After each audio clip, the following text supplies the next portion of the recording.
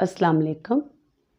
आज मैं आपको गज़ल सुना रही हूँ कमर हुसैन की और उम्मीद करती हूँ सबको बहुत पसंद आएगी। मोहब्बत की ऐसी वो खाक उड़ा कर गया, मोहब्बत की ऐसी वो खाक उड़ा कर गया, नक्श मेरे सारे मिटा कर गया।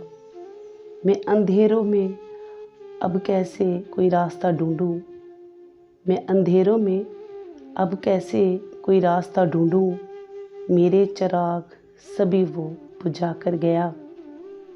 हमने तो दिल दिया था इसको, हमने तो दिल दिया था इसको, खलौना वही शख्स उसे बना कर गया।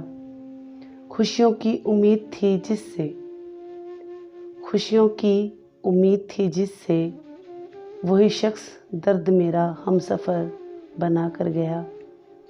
वो कहता था समझता हूँ मोहब्बत को, वो कहता था समझता हूँ मोहब्बत को, फिर वही मोहब्बत को मजाक बना कर गया, फिर वही मोहब्बत को मजाक बना कर गया।